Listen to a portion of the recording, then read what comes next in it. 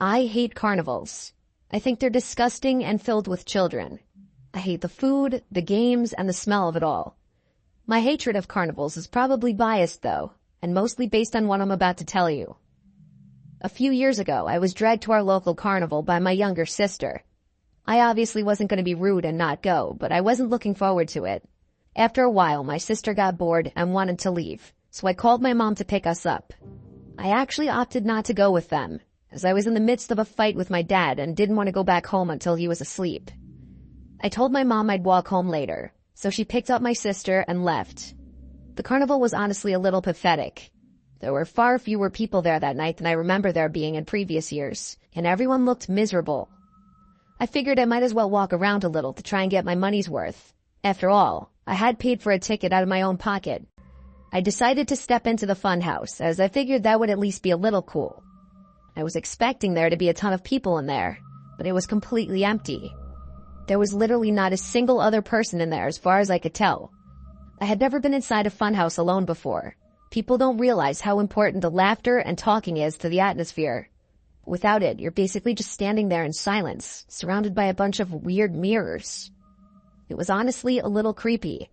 I shrugged my shoulders and figured I might as well walk through it.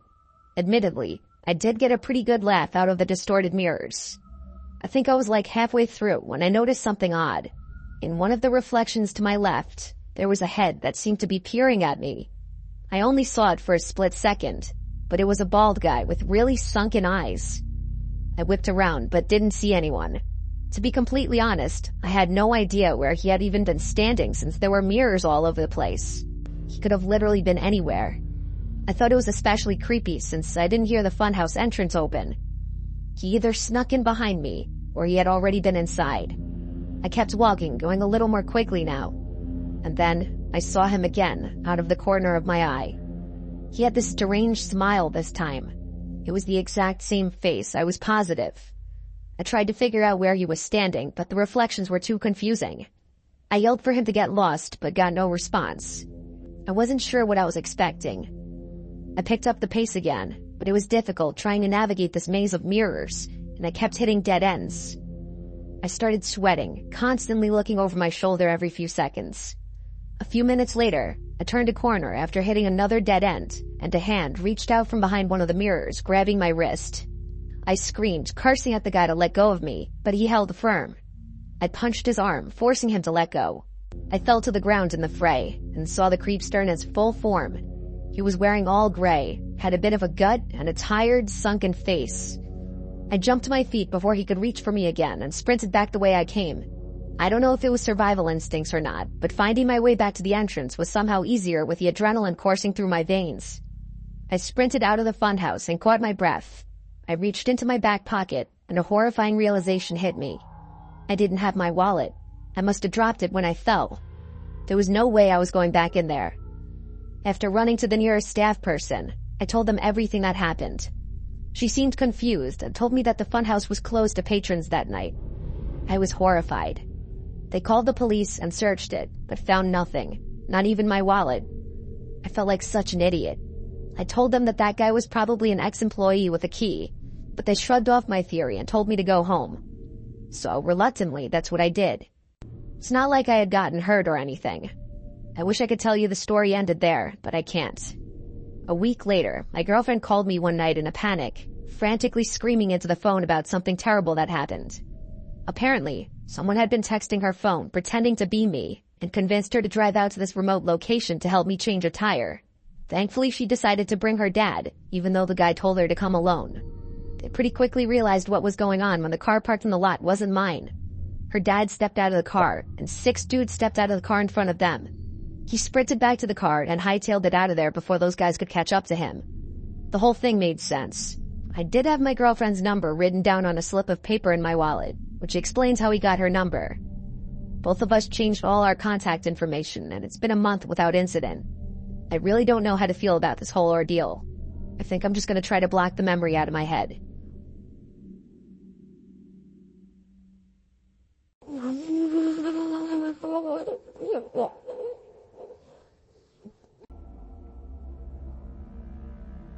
Ever since I was a kid, I loved carnivals, the lights, the games, the unpredictable joy of it all.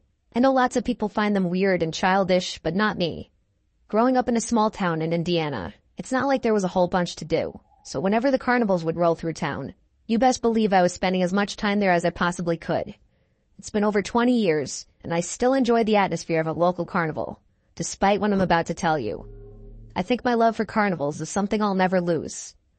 I was like 10 or 11 when this happened, and I was a kind of nerdy kid growing up. In the days leading up to the spring carnival, I found myself in the library reading up on whatever I found interesting at the time. For whatever reason, I wound up in the history section. I remember the books being literally caked in layers of dust. That's how long it had been since they were even touched. I was flipping through a book on the history of our town when a small, faded slip of paper fell out from between the pages. Confused, I leaned down to pick it up. To my pleasant surprise, it was a ticket for our local spring carnival, dated over 15 years ago. The odds of something like that happening had to be extremely low. I was ecstatic. This ticket would make a great addition to my miscellaneous collection back home. What was even cooler, though, was the fact that the date on the ticket was just 2 days away, when the carnival would certainly be in town. As I predicted, the carnival cruised into town the next morning, so I figured why not use the old ticket, just for laughs to see what the booth attendant would say. I wanted to get it punched anyway. The next evening, I headed to the carnival with the ticket safely tucked away in my pocket. As I approached the entrance, the carnival seemed just as lively as ever, the air filled with the scent of cotton candy and popcorn. I pulled out the ticket at the gate, handing it over to the guy at the booth. His face changed the moment he saw it. He went pale, his eyes widening slightly before he masked his reaction with a forced smile. It was honestly a little creepy. Enjoy your evening," he stammered, handing me back the ticket without punching it. I was so weirded out by his reaction that I forgot to ask him to punch it. I shrugged it off, though, thinking maybe he was just new and confused about the old design of the ticket. I wandered around, played some games, and enjoyed a funnel cake. The night was perfect, but I couldn't shake the feeling that something was off. I felt eyes on me, observing. Maybe it was just paranoia. I tried to ignore it at first, but I kept noticing the carnival employees giving me weird looks. After a while, I got fed up and decided to ask one of the older game operators about it. I found a kind-looking elderly man running the ring toss booth. I showed him the ticket, and unlike the booth guy, he didn't even try to hide his shock. He glanced around nervously before leaning closer. "Young man, where did you get this?" he asked. After telling him where I found it, I started feeling uneasy about the whole situation. Maybe I should have just kept the ticket at home. "You found something you weren't meant to find," the old man started, his voice dropping to a whisper. "This ticket, it's part of a story that the folks around here don't talk about much. About 15 years ago, something terrible happened during the carnival, right here in this town." He paused as if weighing whether to continue. "There was a young worker, name of Ryan, nice kid. Everybody liked him. He was responsible for one of the rides, I can't remember which. One night he just disappeared, vanished without a trace. The police found his wallet, but there was nothing in it except a ticket that looked an awful lot like this one," he said, gesturing toward my hands. The atmosphere around us seemed to drop a few degrees. He continued. "They searched everywhere, even drained the local pond, but no sign of him. After that, strange things started happening every time the carnival stopped here. Accidents, things going missing, odd sightings.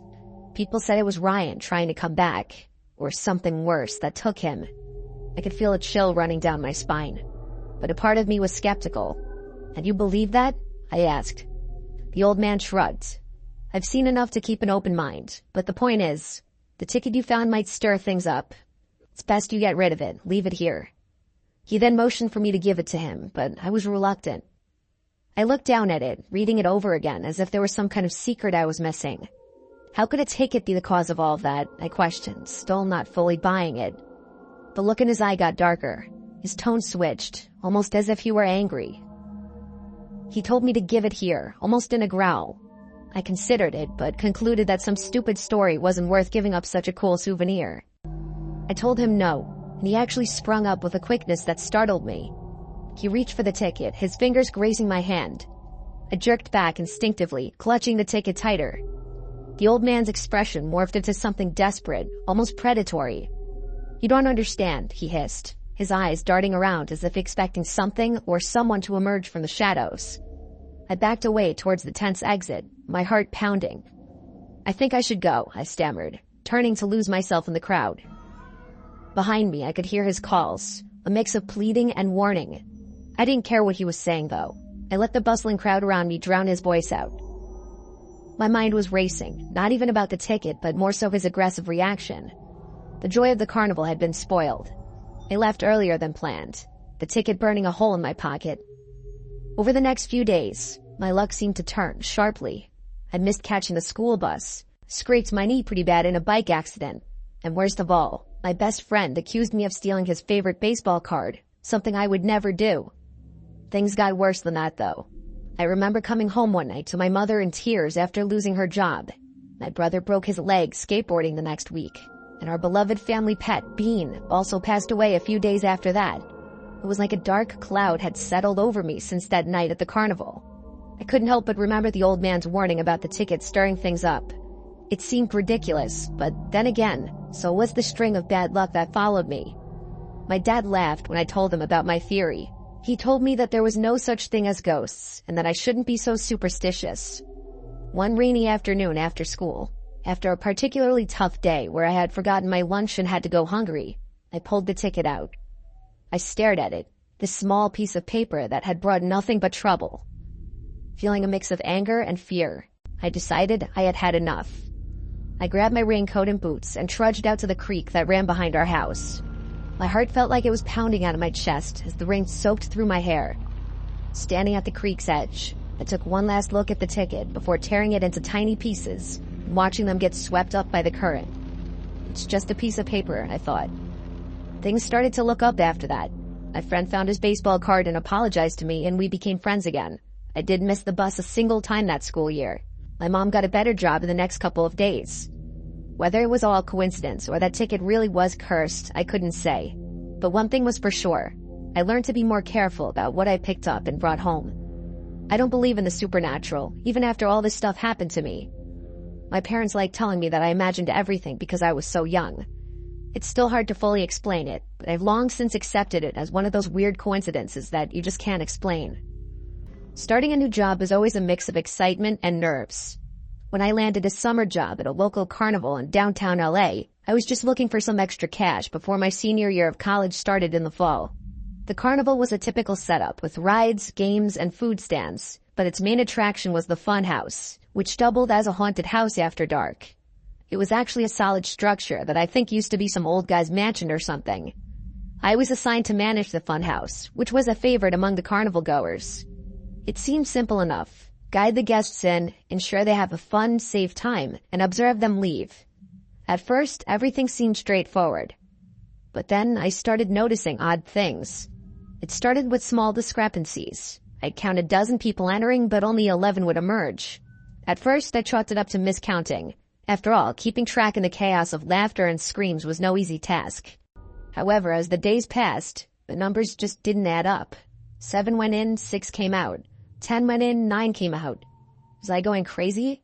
Something was off, and I couldn't ignore it much longer. One particularly busy afternoon, a blonde girl caught my eye as she walked up to the funhouse. She was drop-dead gorgeous, and almost seemed out of place amidst the childlike atmosphere. She couldn't have been more than a few years older than me. I genuinely had to do a double take. I'm not a weird guy by any means, but I couldn't help but lock eyes with her for a few seconds. She smiled, handed me her ticket, and I directed her into the attraction. After she disappeared into the darkness, I went back to my duties. Time ticked by, and I watched attentively as people entered and exited, sometimes asking me questions and whatnot. Admittedly, I was paying a little more attention to the guests that night, as I wanted to see that girl as she left and maybe work up the courage to talk to her. Pretty soon, I started picking up on the fact that groups of people who had entered after her were beginning to emerge. A few more minutes passed, and I started getting worried. She should have been out by now. Compelled by a genuine concern, I decided to abandon my post for a few minutes and go looking for her. I stepped inside and locked the entrance door. I began investigating, navigating the dimly lit rooms and narrow corridors.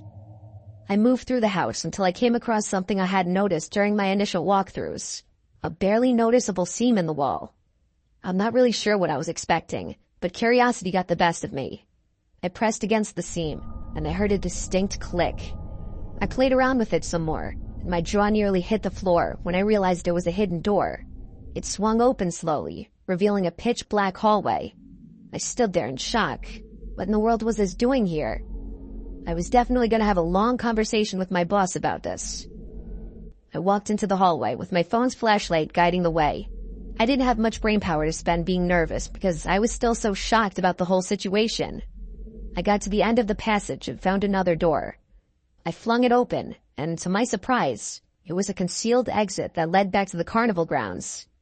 I breathed a sigh of relief as this discovery proved I wasn't going crazy. All those people I hadn't noticed leaving the attraction had probably stumbled across that secret door by accident and assumed it was the correct way to go. As I walked back the way I had came, I couldn't help but feel a little bummed out that I wasn't going to get the chance to talk to that girl. I'm not sure what came over me, but I decided to keep exploring the funhouse instead of returning to my post. I think a part of me just wanted a few extra minutes of this impromptu break I was taking. I walked through a couple more rooms, and that's when I noticed it. On one of the walls was another faint seam, identical to the first one I had seen. I again played with it until it clicked and swung open. I could immediately tell this one was very different. The putrid smell was the first thing I noticed. More concerning, though, was the fact that there was no corridor in this one, but a ladder that led downwards. I was more confused than anything. This door was on the ground floor, and I was told specifically that this place didn't have a basement. I debated climbing down, but I just felt awful about the prospect that the girl might be down there. So, against my instincts, I began the descent. The smell only got worse as I climbed down into the darkness. I was expecting to find a basement, but what I found instead was far, far worse. I got to the bottom and pulled out my phone's flashlight. I was frozen in shock. I was literally standing in a tunnel that extended into the darkness. There was literally no way that this was part of the house above. The rational part of my brain screamed to turn back, to forget about it, but the mystery was too compelling. I ventured further, being careful not to make any noise. The walls were damp, and the tunnel was completely silent. As I explored, my flashlight beam fell on something unexpected. A white, glittery purse was sitting in the middle of the corridor. I picked it up, turning it over in my hands. It looked familiar, and then it hit me. It was that girl's purse. I was sure of it. I started to panic. Was she really down here? I doubted there was any way a rational person could find this tunnel and not turn around, but the proof was literally in my hands. My mind started racing. Was she hurt? Lost? And then a more terrifying thought hit me. Was she alone? I didn't feel safe anymore, but I was in too deep. Violating every survival instinct I had, I yelled out into the tunnel for that girl. I waited. Nothing. I was just about to shout again when I heard the sound of rapid footsteps echoing through the tunnels. My first instinct was to run. I had every reason to believe whoever was running toward me was hostile. I turned around and bolted back to the ladder. I got halfway up and slipped, falling back to the bottom. The footsteps were basically right on top of me now. I knew I was done for. I braced myself for a fight, and then a voice rang out. A girl's voice. Her voice. She gasped, "Help me," clutching her side as if in pain. I yelled at her to climb up, but she insisted that I follow her back into the darkness for some reason. I told her there was no chance I was doing that, and basically forced her up the ladder. We got to the top, and I slammed the door shut. I asked her how in the world she ended up down there, and she couldn't really give me a straight answer. She kept saying she didn't really remember how it happened, just that she suddenly realized she was underground. She said she started hearing things moving in the dark, and that there were voices calling to her. I didn't know how to process this. I asked her if someone had guided her down there, and she said she didn't remember. The weirdest thing about her story was that she was looking at me with this blank stare that genuinely freaked me out. I basically interrogated her about why she told me to stay down there, but she didn't answer. I had had enough. I wanted to get as far away from this person as possible. I called the police, but she opted to leave the funhouse before they got there. I never saw her again. The police investigated, and what they found was actually insane. Apparently, this house had been some sort of safe house during Prohibition in the 1920s. As such, it had a bunch of secret passageways that led to a section of the underground Prohibition tunnels that hadn't been discovered. The owner claimed he had no idea about the house's history, but I was skeptical. I quit my job and got as far away from there as possible. I still have so many questions. Did the owner know about this? Was that girl almost kidnapped? Had someone knocked her out and took her down there or something? Was she part of the whole thing? I feel like there's a number of explanations for what happened to me, but all of them are equally terrifying.